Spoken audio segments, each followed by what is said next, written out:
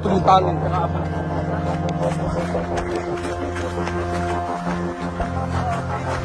Diba?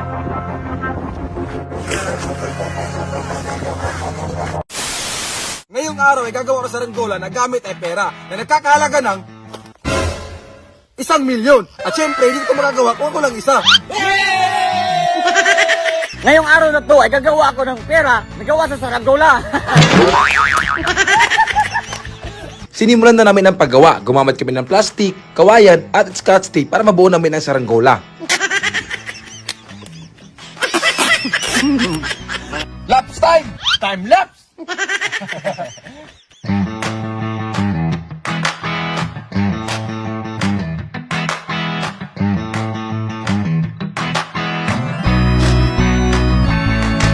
So yun mga katapa, nakabuo na kami ng katawan ng saranggola. Ayan o. Tinala namin dito. Ayan, hindi kita namin yung pagtali dito. Oh no! Di matibay paggawa gaya ng relasyon namin. Dahil hindi kami marunong gumawa, kumuha kami ng eksperto na magaling gumawa ng mga malaking saranggola. Dahil hindi basta-basta yung saranggola na gagawin natin ngayon.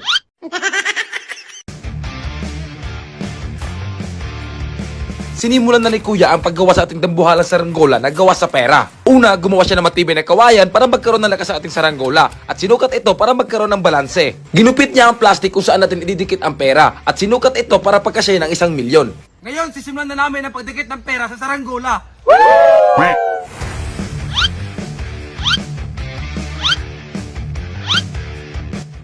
Lapse time! Time lapse!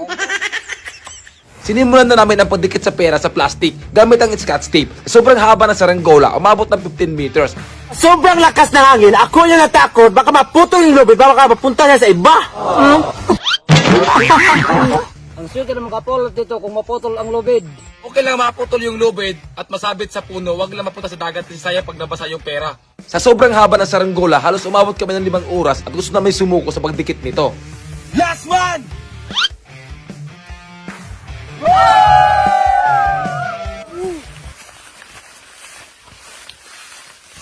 Ngayon na ako makakita makatapang ng saranggola na 1,000,000.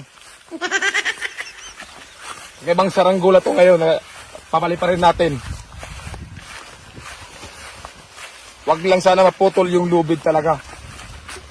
Kasi sayang yung 1,000,000 natin.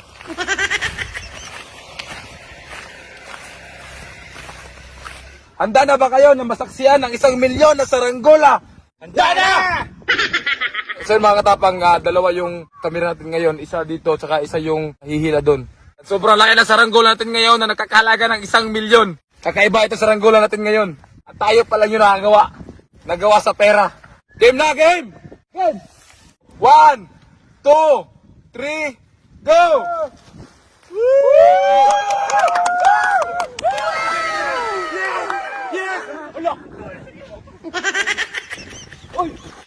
Dahan lang. Ay, okay lang. Dahan lang. Naputol yung ano eh. Naputol, dahan lang. Yan, epic fail. Lipad na sana eh. Sayang. At least, di ba, naputol, nasa mababa pa. Di mataas, di ba? Kasi delikado pag nasa taas na, tapos maputol, baka malayo maano eh, mapadpad eh. Kasi masakit kasi to. Ganyan siya kanipis oh. Masakit sa kamay. Game! 3, 2, 1, 1,000,000!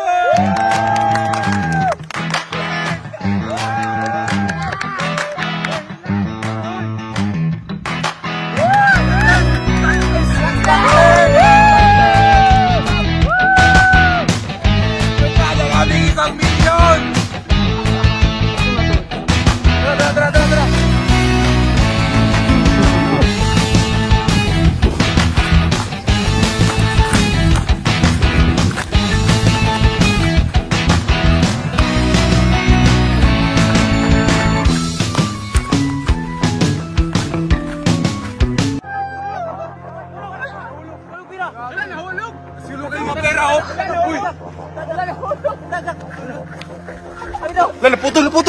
Putol yung tali.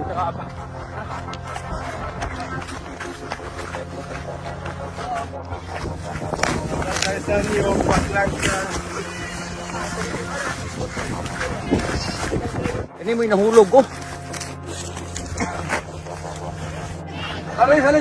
Saluin! Yan. Galing no, lumipad eh.